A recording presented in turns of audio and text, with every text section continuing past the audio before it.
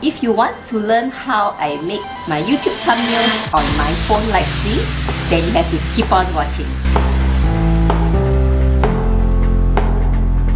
Hi everyone, welcome back to Supermom TV. Today is a Q&A Friday. So recently I've received a lot of questions on how did I do my thumbnails. So today I'm going to answer the question. I'm going to show you a tutorial on how to make your own thumbnails for YouTube videos. Do you know that you can make custom thumbnails for your videos on YouTube?